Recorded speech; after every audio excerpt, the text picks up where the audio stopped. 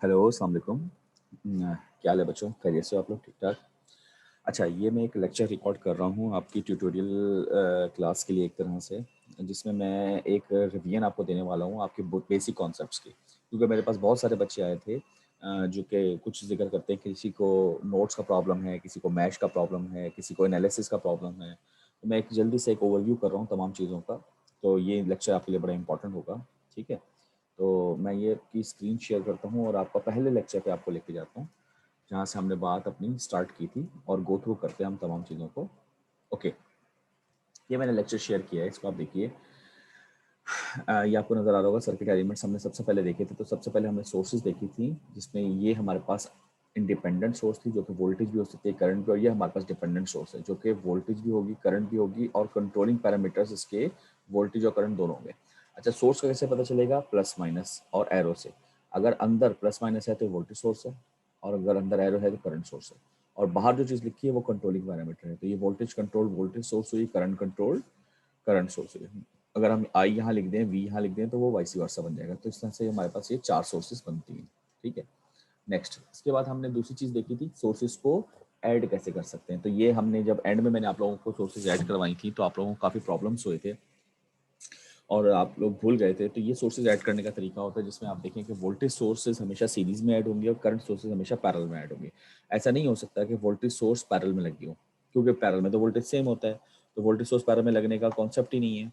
इसी तरह current source series में लगी हो तो ये भी कॉन्सेप्ट नहीं, क्योंकि सीरीज में करंट सेम होता है। तो याद रखिए, करंट सोर्स पैरेलल में होगी और वोल्टेज सोर्स सीरीज में होगी। तो सीरीज में ये एडअप हो सकती है विद साइन, यानी अलजेब्रिक सम होगा। जो प्लस है वो प्लस रहेगी, जो माइनस है वो माइनस होगी। इसी तरह से करंट, अब देखिए ऊपर प्लस है, ऊपर प्लस है, तो यानी इसका भी पुश ऊपर को है, इसका भी पुश ऊपर को है, तो दोनों ऐड हो गए। लेकिन इसका पुश नीचे को है, यानी ये उसका उल्टा खींच रहा है, जैसे टग ऑफ वॉर होती है, रस्साकशी। ये माइनस हो गया। इसी तरीके से आप करंट सोर्सेज में एरो देख लें, जो जिस तरफ आप रिजल्टेंट एरो ऊपर बना रहे हैं, तो जो भी ऊपर होगा वो प्लस, जो नीचे होगा वो माइनस, ठीक है। अच्छा, इसके बाद ये क्वेश्चंस थे, ज़ाहिर है ये फिलहाल हम सॉल्व नहीं करेंगे। साइन कन्वेंशन, हाँ याद रखिएगा कि जब भी वोल्टेज के प्लस साइन से करंट एंटर होगा तो आपकी पावर वहाँ पर पॉजिटिव होगी, इसका मतलब है पावर खर्च हो रही है।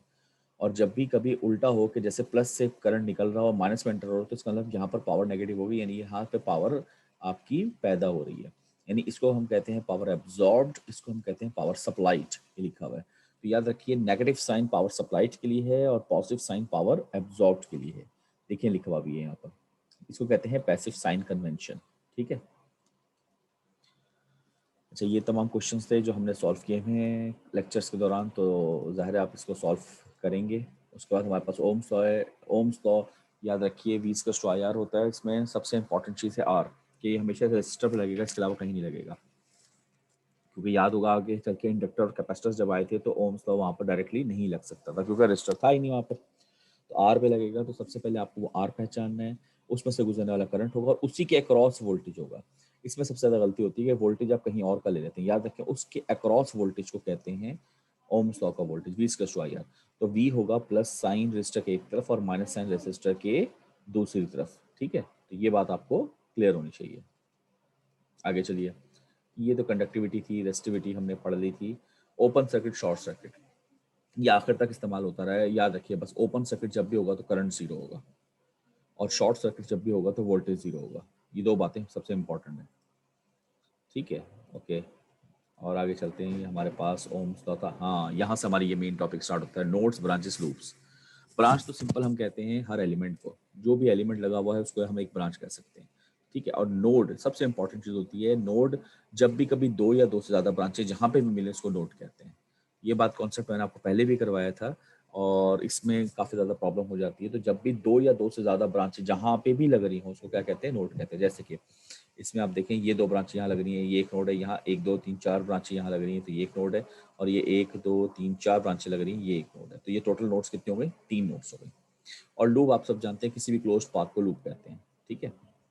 अच्छा, नोड की एग्जांपल्स ही इम्पॉर्टेंट हैं, तो मैं एक मिनट ज़रा एक बुक खोलता हूँ, ठीक है, और आपको दिखाता हूँ।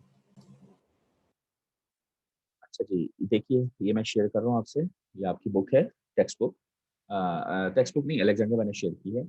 इसमें अगर हम देखें तो हमारे पास इसमें कितनी नोड्स होंगे आपके पास? तो आप कहेंगे सर ये दो एलिमेंट्स मिल रहे हैं, एक नोड, दूसरी नोड, तीसरी नोड और ये चौथी नोड। इसमें कितने होंगे? सिंपल 2 नोड है इसमें, ठीक है जी। इसमें कितनी होंगी? हम सारी देख लेते हैं। ये एक नोड है, ये दूसरी नोड है, ये तीसरी नोड है। इसमें कितनी होंगी? ये एक नोड है, ये दूसरी नोड है, ये तीसरी नोड है, 3 नोड्स, ठीक है। इसमें कितनी होंगी? देखें, ये 1 2 3 यहाँ के मिल रहे हैं एक नोड, 1 2 3 यहाँ के मिल रहे हैं दूसरी नोड, और ये दोनों यहाँ मिल रहे हैं तीसरी नोड, ये दोनों यहाँ मिल रहे हैं चौथी नोड। तो इसमें टोटल 4 है, 1 2 3 और ये 4। इसमें 1 2 3 4, इसमें 1 2 3 4, इसमें 1 2 3 और 4, इसमें भी 4। ये एक हो गई, ये दूसरी हो गई, ये तीसरी हो गई, ये चौथी, ठीक है जी। और देखिए ये 2 नोड्स हैं, इसमें 1 2 3 4 नोड्स हैं, ठीक है। इसमें कितनी है? एक नोड ये है, दूसरी ये है, तीसरी ये है, चौथी ये है, और ये बीच वाली 5। ये अक्सर गलती कर जाते हैं ना बच्चे, आप लोग करते हो कि इसको नोट नहीं ले रहे होते, तो ये भी 5, इसमें 5 नोड है। इसमें कितनी है? 1 2 3 और 4, ठीक है जी, 4 नोड्स हो गए। इसमें एक, ये बीच वाली 2 3 4, इसमें एक, ये पूरी हो गई 1 2 3 और ये 4, इसमें 1 2 3 और ये 4 और ये बीच वाली 5। दोबारा देख लेते हैं, 1 2 3 4 5, हाँ ठीक है। इसमें 1 2 3 4, ठीक है जी। इसमें 1 2 3 और ये 4। जहाँ पर आपको लगे कोई गलती हो रही है या आपके हिसाब से कुछ नहीं, तो आप जरूर मुझसे अभी क्लास में, नेक्स्ट क्लास में पूछ सकते हैं। ये एक नोड है, ये दूसरी है, ये तीसरी है, ये चौथी है। ये एक नोड, दूसरी नोड, तीसरी नोड, चौथी नोड और ये बीच की 5वीं नोड। देखें यहाँ पर 1 2 3 4, 1 2, एक मिनट उसको देखने दो। एक ये हो गई, दूसरी ये हो गई 2 3 और ये पूरी एक ही नोड है 4। ये देखें, ये देखें, ये थोड़ा सी एक टिपिकल चीज है। ये पूरी एक नोड है, यानी 1 2 3 और ये पूरी 4। इसमें कितनी है? 1 2, बीच के 3 और ये 4। इसमें कितनी है? 1 2 3 4 और ये 5, ठीक है जी। इसमें 1 2 3 4। इसमें कितनी है? नीचे वाली 1, बीच वाली 2, ये 3, ये 4, ये 5, ये 6 और ये 7। 7 नोट है इसमें, अगेन आप 7 नोट। इसमें 1 2 3 4 5, इसमें 5 है। 1 2 3 4 नोट्स। इसमें कितनी है? 1 2, ये तो देखो ना, एक, ये पूरी यहाँ तक एक नोड है, बीच में कोई एलिमेंट नहीं है ना, ये पूरी एक नोड है। एक, ये 2 हो गई, ये 3 और ये बीच वाली 4। 4 नोड्स हैं इसमें। दोबारा देख लें, ये पूरी तो एक नोड है, ये यहाँ तक ये एक नोड है, ये दूसरी हो गई, ये तीसरी हो गई और चौथी। 4 नोड्स हैं इसमें। 1 2 3 4। अच्छा, इसमें कितनी है? 1 2 3 4 5 6 और 7। इसमें 7 है। 1 2 3 4 और एक 5, ठीक है। आई थिंक मेरे ख्याल से समझ में आ जाना चाहिए आप लोगों को, ठीक है ना। और कोई ऐसी खास, जैसे ये है, इसमें देख लें, 1 2 3 4 और ये 5, 1 2 3 4 और ये 5, ठीक है। आई थिंक मेरे ख्याल से काफ़ी है। हम वापस लेक्चर की तरफ चलते हैं, नोट्स का, क्योंकि ये सबसे इम्पोर्टेंट कॉन्सेप्ट है हमारे पास, ठीक है जी। आगे चलिए, इसके बाद हमने क्वेश्चन, हाँ, किरचॉफ्स वोल्टेज लॉ, ये तो आई थिंक मेरे ख्याल से सच बताने की जरूरत नहीं। किरचॉफ्स करंट लॉ क्या होता है? तमाम करंट एंटरिंग द नोड बराबर होगा तमाम करंट लीविंग द नोड, ठीक है ना। तो इसमें एंटर कितना हो रहा है? I1 हो रहा है, I3 हो रहा है, और लीव कौन सा कर रहा है? 2 4 5। तो देखिए, शायद मैं गलत बोल रहा हूँ। एंटर हो रहा है 1 3 4, हाँ, और 2 जा रहा है, 5 जा रहा है, तो 2 5 एक तरफ और 1 3 4 एक तरफ। तो इसको क्या कहते हैं? All current entering the node बराबर होगा तमाम करंट लीविंग द नोड, ठीक है। उसके बाद किरचॉफ्स वोल्टेज लॉ था, जिसमें हमने कहा था कि तमाम वोल्टेज का ड्रॉप का सम, एल्जेब्रिक सम जो है वो इक्वल टू 0 होगा। यानी जितना सप्लाई किया वोल्टेज उतना ही ड्रॉप हो रहा होगा वोल्टेज, ठीक है। उसके बाद ये क्वेश्चन थे हमारे पास, हमने ये सब सॉल्व किए थे। ये बेसिक हमारे पास 2 लॉस हैं। अच्छा, करंट डिवाइडर वोल्टेज डिवाइडर को भी थोड़ा सा सीरीज का फॉर्मूला तो आप सब जानते होंगे, इंटर में पढ़ा है। वोल्टेज डिवाइडर क्या होता है, सीरीज में 2 या 200 रजिस्टर, यानी 2 या 2 से ज्यादा जितने भी लगे हों, आपने जिसके क्रॉस वोल्टेज निकालना है वो न्यूमरेटर में, बाकी सबका सम डिनोमिनेटर में, टोटल वोल्टेज का प्रोडक्ट मल्टीप्लाई करते हैं, तो ये हमारे पास वोल्ट VDR कहलाता है। अच्छा, और CDR के लिए एक चीज इंपॉर्टेंट होती है कि CDR सिर्फ और सिर्फ याद रखिए 2 रेसिस्टर्स में वैलिड होता है, इसके अलावा वो वैलिड नहीं होगा। और अगर आपको R1 से करंट निकालना है तो न्यूमरेटर में दूसरे वाला ऊपर रखेंगे, यानी कि R1 से निकालना है तो आप R2 ऊपर रखेंगे और नीचे सम। अगर R2 से निकालना है तो R1 ऊपर रखेंगे, नीचे सम, और टोटल करंट आ जाएगा। ठीक है, ये पैरेलल का फार्मूला है, और ये है अगर रेजिस्टेंस सारी सबकी वैल्यू बराबर हो तो उसको टोटल नंबर से डिवाइड कर दें, तो ये आपका R इक्विवेलेंट रेजिस्टेंस कहलाता है। ठीक है। अच्छा, ये इसके क्वेश्चन हैं। वाई डेल्टा तो ठीक है, ट्रांसफॉर्मेशन है, वो तो फार्मूला आपको आना चाहिए, नहीं तो फार्मूला चलो मैं गिवन भी दे सकता हूँ, आपको एग्जाम में सॉल्व करना आना चाहिए। ठीक है, तो ये हमारा लेक्चर 1 कंप्लीट होता है। अच्छा, इसके बाद हमारे पास लेक्चर टू में हमने क्या किया था, मैं लेक्चर 2 ऑन करता हूँ। आई थिंक हमने नोडल स्टार्ट किया था लेक्चर 2 के अंदर, मुझे जहाँ तक याद पड़ रहा है, तो मैं ज़रा शेयर करता हूँ लेक्चर 2 आपके साथ। देखिए कहाँ गया ये जी, पहली हेडिंग है नोडल एनालिसिस। तो देखें, इसके स्टेप्स मैं आपको वैसे ही बता देता हूँ, ज़बानी रिकॉल करवा देता हूँ। देखिए, सबसे पहले आपने जो देखनी है चीज़ वो ये देखनी है कि नोडल में हमारे पास सबसे पहले आप देखेंगे कि करंट सोर्स है, सॉरी, नोडल देखें, नोडल एनालिसिस में इस तरह से चले देख लें, मैं आपको टोटल ओवरऑल बता रहा हूँ कि नोडल एनालिसिस क्या होती है, वो नोड पे लगती है। ठीक है, नोडल एनालिसिस क्या होती है, वो किस पे लगती है, नोड पे लगती है, और नोड पर जो लॉ लगता है वो किरचॉफ्स करंट लॉ है, इस तरह से आप याद रखें। ठीक है, मैश एनालिसिस मैश पे लगेगी, लूप पर, और लूप के ऊपर क्या चीज लगती है, KVL। तो नोड फिलहाल हमारे पास नोडल एनालिसिस है, तो इस पर क्या लगेगा, KCL, और KCL क्या है, Kirchhoff's current law. Current law में क्या होगा, तमाम करंट ऐड होंगे, इसके अलावा करंट सोर्सेज को ऐड करना, सब्ट्रैक्ट करना, वो हम सीख चुके हैं, हमें आता है, तो वो हमारे लिए प्रॉब्लमेटिक नहीं होगा। इसका अलावा वोल्टेज सोर्स अगर आ गई तो प्रॉब्लम होगा, क्योंकि करंट हमने ऐड करना है, और अगर वोल्टेज आ रहा है तो जाहिर है वो ऐड या सब्ट्रैक्ट नहीं हो पाएगा। तो नोडल एनालिसिस जैसे ही आप देखें तो सबसे पहला स्टेप ये है, आप आपने देखना है इसमें वोल्टेज सोर्स लगी हुई है या नहीं लगी। अगर तो नहीं लगी तो फिर तो बहुत सिंपल तरीके से सॉल्व हो जाएगा, और अगर लगी है तो फिर सुपर नोड जो हमने तरीका सीखा था उससे सॉल्व होगा। तो पहला स्टेप क्या हुआ, वोल्टेज सोर्स को देखना। ठीक है। अच्छा, सेकंड स्टेप हमारे पास क्या होगा कि जब आपने देखा, फॉर एग्जांपल आपने स्टेप 1 देखा, वोल्टेज सोर्स है या नहीं, वोल्टेज सोर्स नहीं थी, तो अब आप कहेंगे कि ठीक है वोल्टेज सोर्स नहीं है, तो मैं जैसे मिसाल दे देते हैं कि हमारे पास एक सवाल हम ले लेते हैं मिसाल के तौर पर, इसमें से कोई अच्छा सा क्वेश्चन, ये हमने सारे सॉल्व किए हैं ना, ये ले लेते हैं। ठीक है, हाँ यही सही है, वही सही है, ये ले लेते हैं। अब ये सवाल आया, हमने देखा कि इसमें कोई वोल्टेज सोर्स है, आपने कहा सर नहीं है, ठीक है, ये स्टेप 1 हो गया। ठीक है, स्टेप नंबर 2, हमारे पास क्या होगा, मैं लिख भी देता हूँ। स्टेप 1 हमारे पास क्या हुआ, कोई वोल्टेज सोर्स, आप कहेंगे सर है या नहीं है, मैं कहूँगा नहीं है। ठीक है, स्टेप नंबर 2 क्या होगा, इसमें नोट्स काउंट कर लो, तो नोट्स कितनी है, 1 2 3 और ये 4, तो नोट्स कितनी हो गई, 4 नोट्स हो गए। ठीक है, स्टेप नंबर 3 हमारे पास क्या था, इसमें से एक रेफरेंस ले लो, रेफरेंस नोट की सिलेक्शन। ठीक है, रेफरेंस नोट कौन सा लेंगे हम, कोई भी ले सकते हैं, तो यहाँ पर हम नीचे वाली ले लेते हैं, ताकि हमारी जिंदगी आसान हो जाए, क्योंकि यहाँ पर कोई ऐसा मसला नहीं है, तो ये हमने रेफरेंस ले ली। नंबर 4, अब जो बच गई नोट्स, यानी 3 नोट्स बच गई, उनको उनके आप नाम दे दें। मिसाल के तौर पर इसका नाम हम क्या दें, इस वाली नोट का नाम हम देते हैं V1, इसका नाम देते हैं हम V2, और इसका नाम देते हैं हम V3। ठीक है, उसके बाद स्टेप 5 क्या था हमारे पास, इस पर KCL लगाना इन टर्म्स ऑफ वोल्टेजेस, यानी KCL में करंट आएगा, करंट होता है I/V/R। ठीक है, ये लगाना, तो यहाँ पर हम चलें स्टार्ट कर लेते हैं काम, एक करके दिखाता हूँ आपको। V1 जब हम लेंगे तो सबसे पहले इस नोट से देखें रास्ते कितने जा रहे हैं, तो मुझे दिख रहे हैं 3 रास्ते जा रहे हैं, 3 पाथ्स।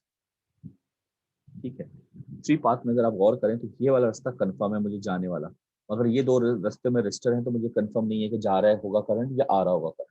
तो याद रखें, जब भी रजिस्टर होगा जहाँ पर अननोन है, वहां पर आप हमेशा, अच्छा इसको कहेंगे कि सर ये तो नोन है, नहीं इसको भूल जाए, हम सिर्फ सोर्स की बात करते हैं, सोर्स हमारे लिए नोन है 4 एम्पियर, ये हमें कुछ नहीं पता। तो ये दो जब भी अननोन होंगे तो उसको हमेशा हम जाने वाला तस्वीर करेंगे, याद रखिए, जाने वाला।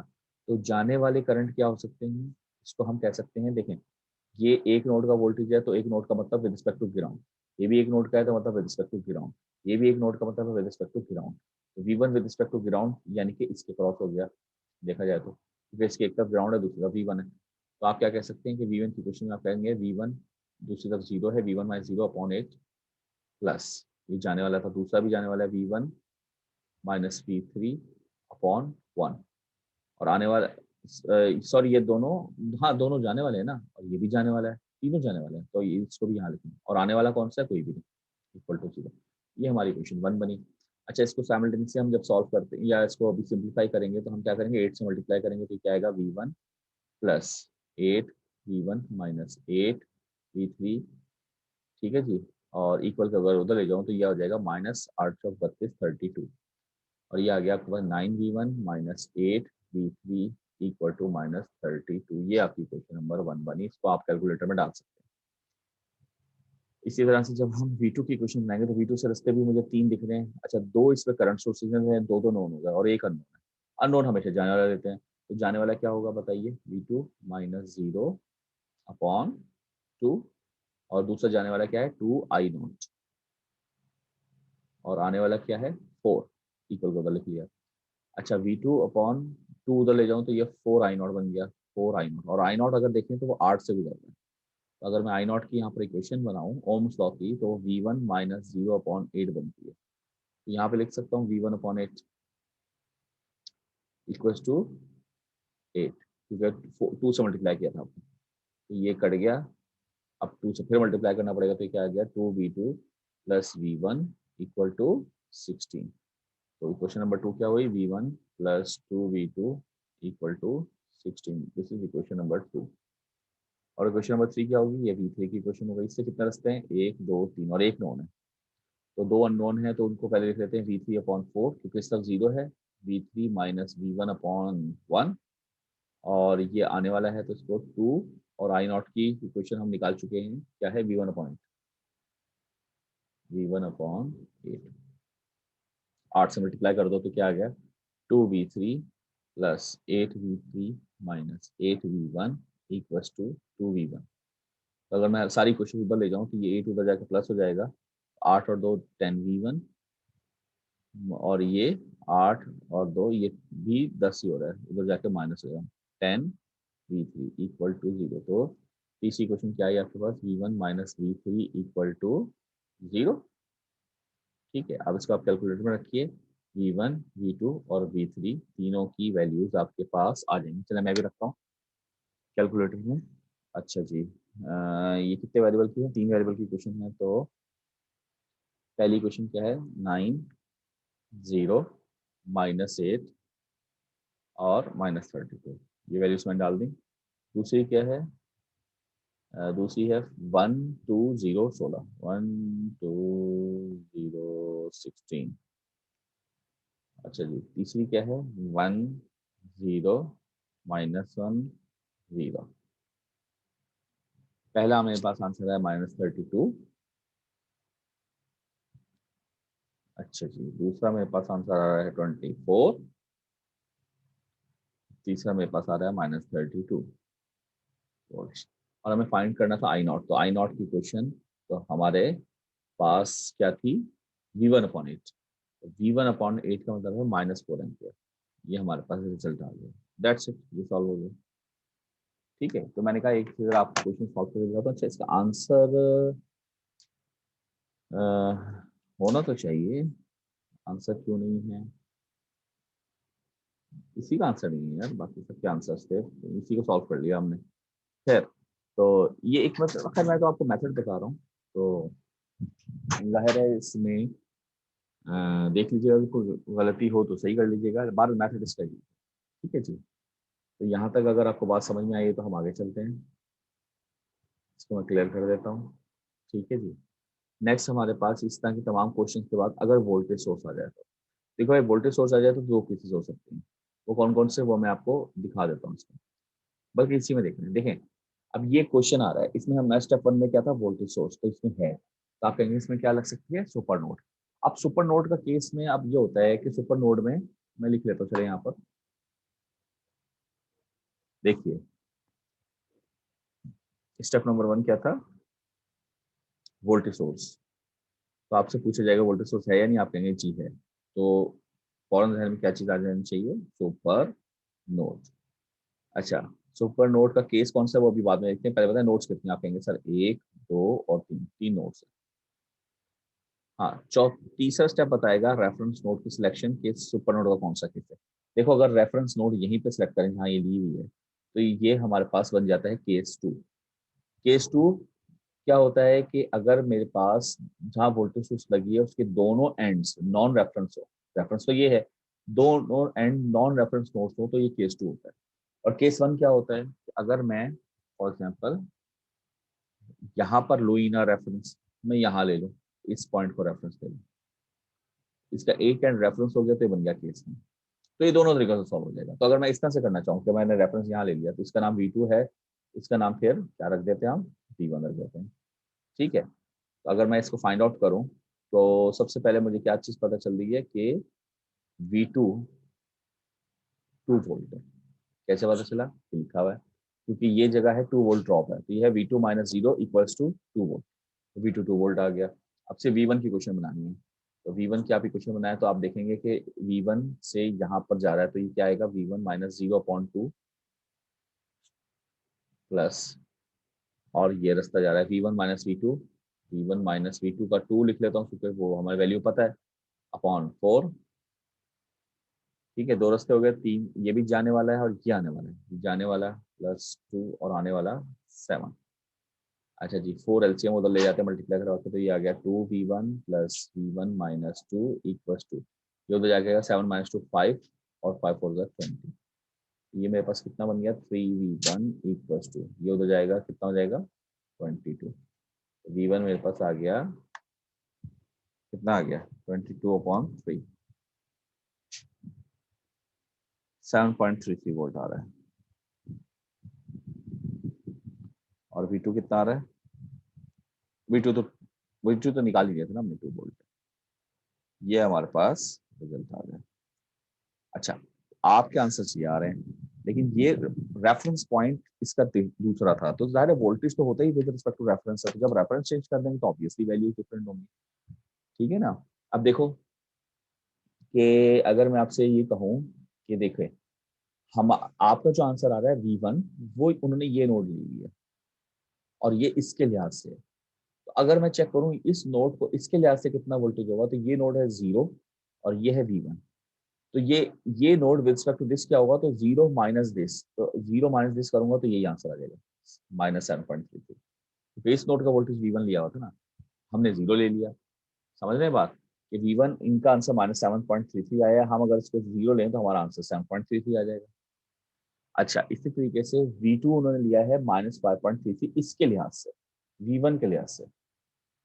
ठीक है, V2 है किसके लिहाज से, यहाँ ग्राउंड था ना ये, V2 आया है -5.33, तो ये किसके लिहाज से हो गया, इसके लिहाज से। अभी मैं क्या करूं, मैं देखता हूँ मेरा V2 कितना है, मेरा V2 है 2 वोल्ट, और V1 कितना है, तो मैं इसको इसके लिहाज से जब लूंगा तो 2 माइनस 7.33 करता हूँ, तो मेरा क्या आंसर यही आएगा, बिल्कुल आएगा। तो ठीक है, तो आंसर हमारे सही है। तो केस यानी 1 लेकर हमने इस तरीके से सॉल्व कर दिया। और अगर केस 2 लूँ तो चलें, वो भी मैं आपको एक तरीका बताता हूँ केस 2 इसी में, वो तो फिर हम सिंपल, ये बना हुआ ही है यहाँ पर। तो एक काम करता हूँ, इसको नहीं लेता मैं। ठीक है, हम लेते हैं किसी और सवाल को। ये ले सकते हैं। और और कौन सा ले सकते हैं, उसी को लेते हैं। किसको भला, हाँ इस वाले क्वेश्चन, इसको भी ले सकते हैं वैसे। और इसको लेते हैं, नहीं वो केस 1, इसको लेते हैं। चलिए सॉल्व करते हैं, देखें। ये इसको मैं ऑन किया मैंने। अब इसमें सबसे पहले स्टेप है, हमारे पास स्टेप स्टेप जो है हमारे पास वो आएगा वोल्टेज सोर्स। तो स्टेप 1 में वोल्टेज सोर्स है, स्टेप टू नोट्स देखें तो कितनी है, 1 2 3 4 है। इसके रेफरेंस मैंने यहाँ ले ली, तो जब रेफरेंस यहाँ ले ली तो इस वोल्टेज सोर्स के दोनों एंड नॉन रेफरेंस हो गया, तो ये बन गया केस 2। केस 1 हमने कर लिया था, तो इसका नाम मैं रखता हूँ V1। नाम देखने पड़ते हैं V2 और V3 के, ऐसे नाम होने चाहिए जो यहाँ ना हो, क्योंकि डमी वेरिएबल्स हैं ना। अब इसमें V1 और V3 मिलकर सुपर नोड बना रहे हैं, तो इसको चाहो तो आप डॉटेड फॉर्म में ले सकते हैं। ये पूरी एक नोड बन रही है। इसको हम बाद में करेंगे, V2 को पहले ले लेते हैं, क्योंकि V2 हमारा वैसे ही होगा जैसे कि हमेशा से होता है। तो V2 किससे रास्ते कितने, 3। तो पहले मैं V2 निकाल लेता हूँ, V2 माइनस 0.5 यानी V2.5 plus V2 minus V1/8, और ये भी जाने वाला है तो +8 इक्वल टू 0, आने वाला कोई नहीं।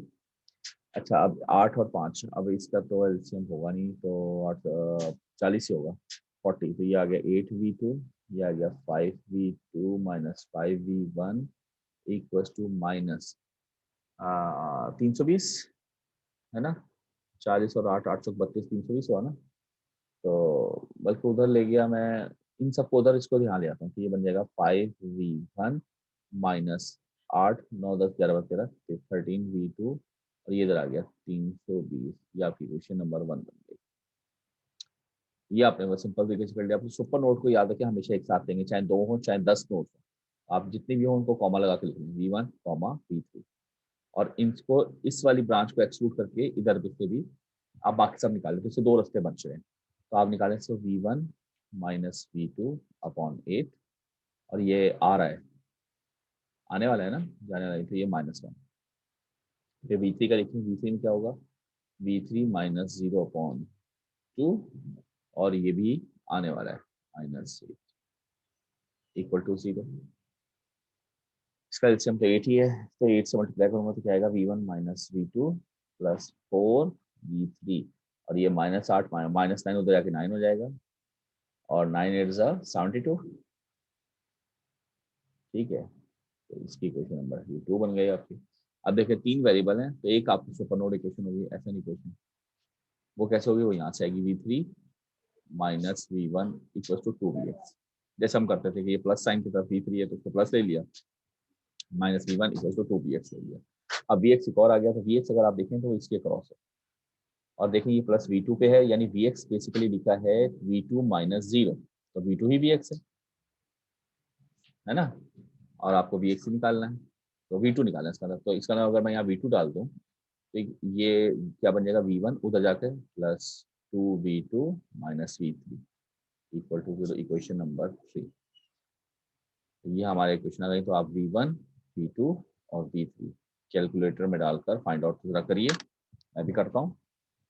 5 तो अच्छा जी, पहली क्वेश्चन क्या है, 5 माइनस 13 0 320।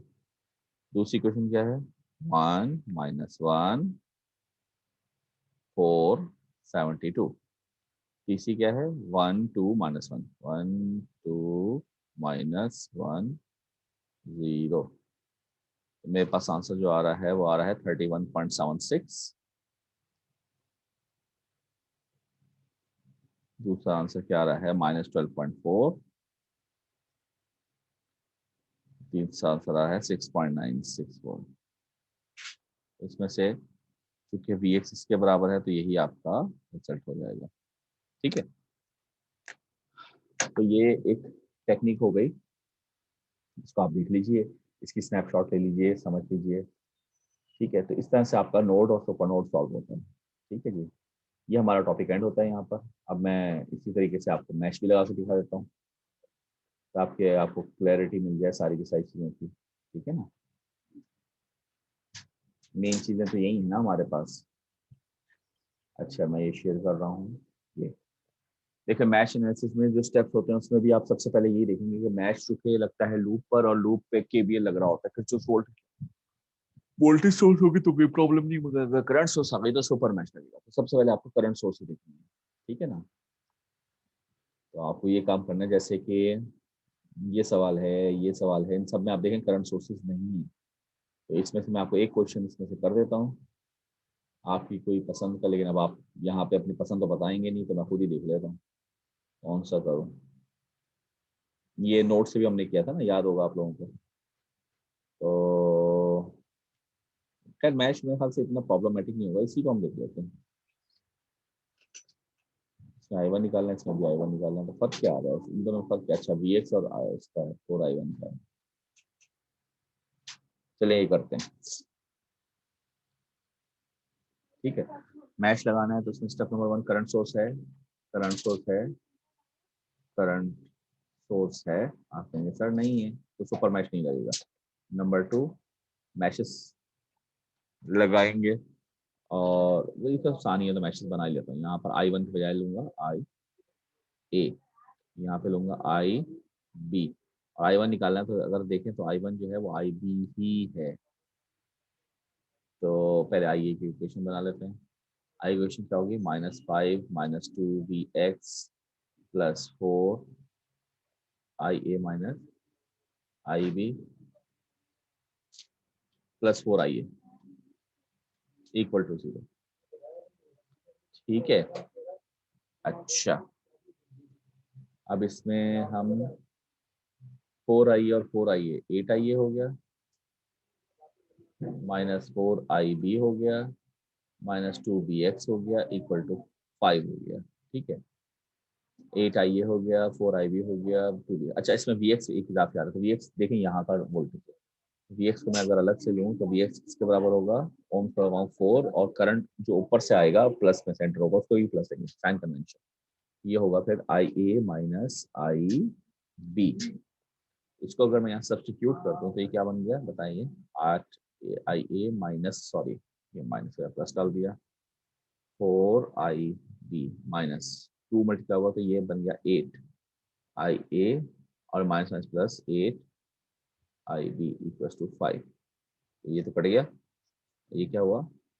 4ib equal to 5। तो ये तो ib ही निकल आया, कितना आया? 5/4 एम्पियर, और वही आपका आंसर भी है 5/4। चेक कर लेते हैं 1.25 है? बिल्कुल 1.25 आ रहा है कैलकुलेटर। ठीक है, तो ये आसान ही था। अच्छा इसी तरीके से हम सुपर मैश भी देख लेते हैं कि अगर करंट सोर्स आ गई, इसमें भी दो केसेस बनते हैं। जैसे कि एक केस ये बन रहा है, इसमें अगर देखें तो आपके पास जो करंट सोर्स आ रही है वो इन दो विंडोज में कॉमन आ रही है, i1 और i2 वाली, ये केस 2 पे आता है। और अगर एक ही विंडो में हो तो वो केस 1 कहलाएगा। सही है। यहाँ पर मिसाल ही नहीं ली हुई, तो मैंने इसकी मिसाल आपको यहाँ पे लेके बताई थी। फॉर एग्जाम्पल अगर यहाँ 7 एम्पियर की सोर्स हो, 7 वोल्ट दिया, तो ये i1 करंट जो होगा वो उसी 7 एम्पियर के बराबर होगा। करके दिखा देता हूँ, मिसाल ले रहा हूँ कि सपोज दैट यहाँ 7 एम्पियर हो और ये एरो ऐसे हो, तो ये जो i1 है वो डायरेक्टली आपके पास आंसर आ गया 7 एम्पियर, क्योंकि ये i1 यूं गुजर रहा है और 7 भी यूं ही गुजर रहा है। ठीक है, लेकिन अगर इसका उल्टा होता, ऐसे होता 7 एम्पियर और आपका करंट ऐसे गुजर रहा है, आप कह सकते थे कि i1 फिर यहाँ पर -7 एम्पियर है। इन दोनों सूत्रों में आपको केस 1, इसको केस 1 कहेंगे, जिसके अंदर किसी एक मैच से ताल्लुक करंट सोर्स डायरेक्ट। तो जब केस 1 होगा तो डायरेक्टली आपको करंट सोर्स से वैल्यू फाइंड आउट हो जाएगी। ठीक है, लेकिन अगर केस 2 हो, जैसे कि ये दिखाया हुआ है, ये यहाँ पे डायरेक्टली मालूम नहीं होगी, इसमें क्या करना है? चलिए ये भी कर लेते हैं।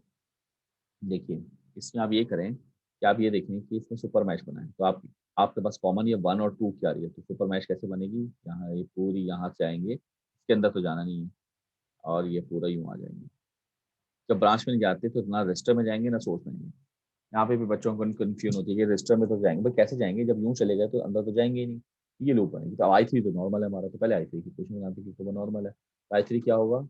आप कहेंगे सर 2i3 -2i1, यहाँ से अगर मैं चलूँ तो यहाँ है 2i3, तो यहाँ है 4i3 -4i2 इक्वल टू 0। तो अगर देखा जाए तो इसमें से 1 1 1 2 2 ये कट रहा है। अच्छा ये अगर मैं उधर ले जाऊँ इक्वल टू उसका, तो ये i1 बना, और ये उधर जाकर क्या बन जाएगा? +2i2, और ये क्या बन जाएगा? 2 3 4 -4i3। ये इक्वेशन नंबर 1 बन गई। फिर सुपर मैश है तो उसको भी इसी तरह कॉमन देखे रखना, i1 कॉमा i2, बस पूरी लूप पे चलना। तो कैसे चलेंगे? -6 प्लस 2i1 माइनस 2i3, ये तो घूम गए, 4i2 minus 4i3 plus 8i2 equal to 0। ठीक है, तो इसमें भी कट रहा है ये, 2 से 4, 2, 2, 1, 1, 3। ओके, ये क्या बना, i1 2i2 और 4i2 कितना हुआ, 6i2। ये हो गया, ये हो गया 2 और 4, ये -2 और -1, 3i3 है ना, और ये उधर चला जाएगा 3। ये आपकी क्वेश्चन नंबर 2 बन गई। 3 वेरिएबल है तीसरी क्वेश्चन, तो वो यहाँ से निकल आएगी। यहाँ से अगर आप देखें तो ये यूं जा रहा है i1 करंट और यूं जा रहा है i2। ये सोर्स जो है वो डाउनवर्ड है, तो अगर मैं 3 इसको लिखूं, सोर्स डाउनवर्ड है तो डाउनवर्ड यहाँ पर i1 है, तो i1 प्लस होगा और i2 माइनस हो जाएगा, तो i1 minus i2 equal to 3। ये आपकी इक्वेशन बन गई तीसरी। तो यही मैच करंट ही निकालना है, तो आइए जरा इसको डालते हैं कैलकुलेटर में और फाइंड आउट करते हैं।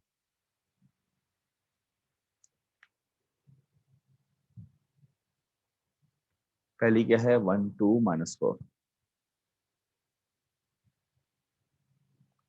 दूसरी क्या है 1 6 -3,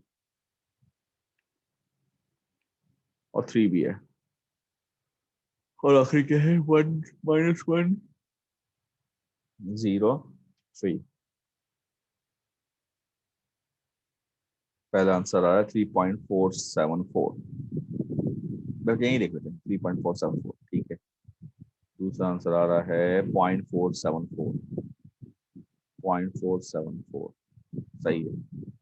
तीसरा आंसर आया 1.11, सही है, सारे आंसर सही आ गए।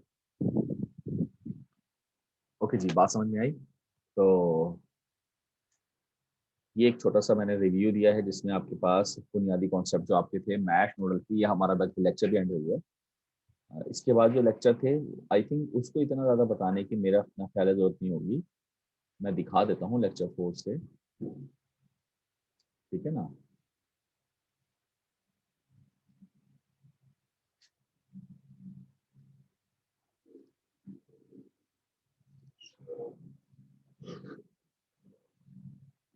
इसको मैं शेयर करता हूँ।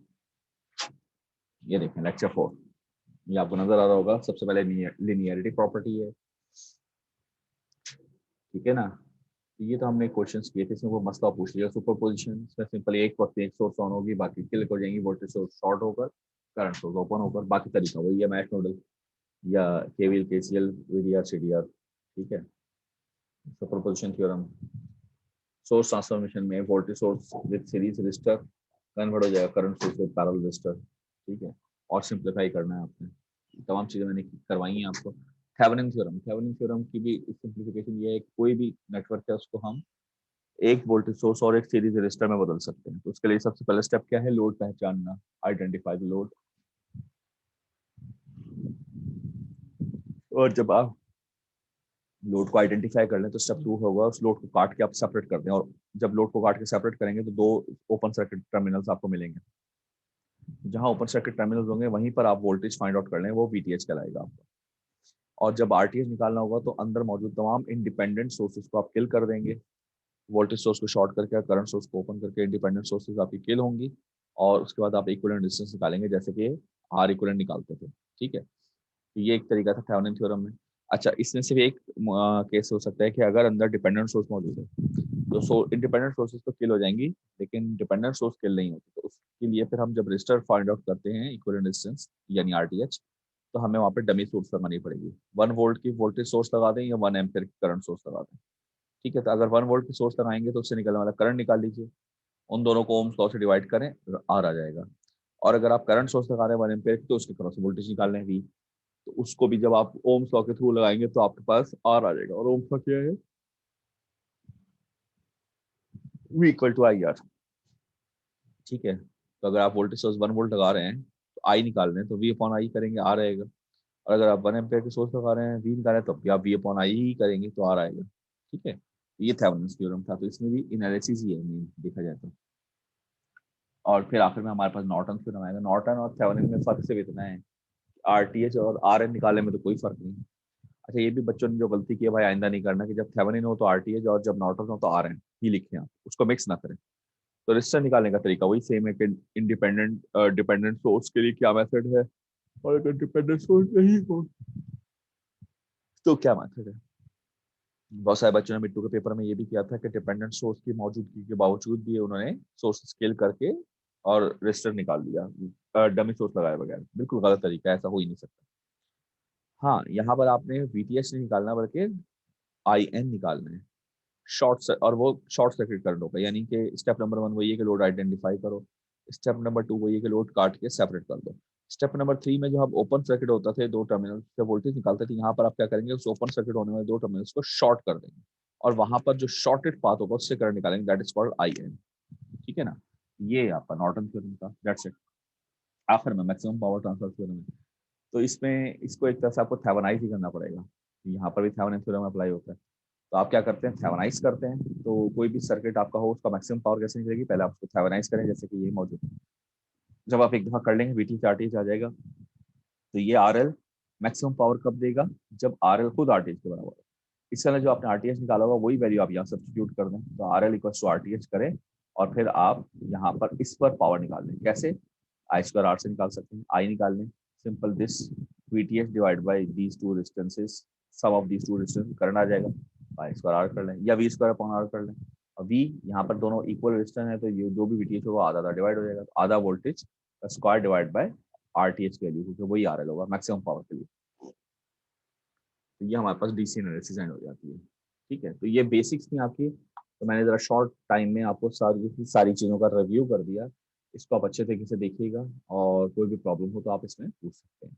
जरूरत होगी तो फिर मैं आगे कैपेसिटर इंडक्टर के क्वेश्चंस का भी रिव्यू नेक्स्ट टाइम कर दूंगा इसी तरीके से, अगर आपको ये चीज़ पसंद आती है।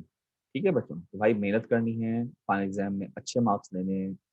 और मेरी कोशिश, मतलब मैं तो यही चाहता हूँ, अब आपने सबने कोशिश करनी है कि आप सब क्लियर करके ये सब्जेक्ट आगे जाएं, ये ना रुके, क्योंकि ये चेन कोर्स होगा आपका आगे चल के। इसमें इसी से तमाम इलेक्ट्रिकल की चेन चलेगी। ये क्लियर नहीं होगा तो कुछ भी काम नहीं होगा। इसको क्लियर भी करना है और समझ के क्लियर करना है, वरना से ये होगा कि चेन तो क्लियर हो जाएगी लेकिन आगे कोई फायदा नहीं होगा। और दूसरी बात कि अगर यानी हाँ, चूंकि आपकी स्टार्टिंग है तो मेरे भाई क्लियर के साथ साथ आपको जीपी भी उठानी है। अगर जीपी आपकी यानी आपने 1 से क्लियर कर लिया तो इससे तो बेहतर है ना ही क्लियर करो।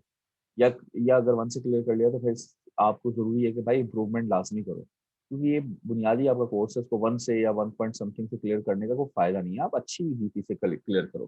तो भाई खूब मेहनत करो, खूब सारे क्वेश्चंस करो और अच्छा अच्छा पेपर देखिए, आपने बहुत अच्छे नंबर लेने हैं, अच्छी जीपी के साथ आपने पास करना है।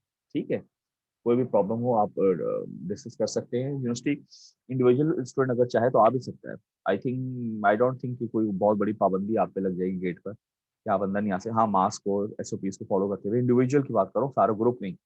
आप आ सकते हैं, अपने मिड टू के पेपर अगर देखना चाहें तो भाई रखे हैं वो, जब से आपकी आपके वो मिड टू के बाद से तो बंद ही हो गया सब, तो सब रखे हुए हैं, अगर आप देखना चाहें तो देख सकते हैं। क्विज़ेस भी हैं आपके, वो भी देखना चाहें तो देख सकते हैं। ठीक है, तो ये आप कर सकते हैं। चले बस मैं यहीं पर क्लास एंड कर रहा हूँ। ओके बच्चों, अल्लाह हाफिज़।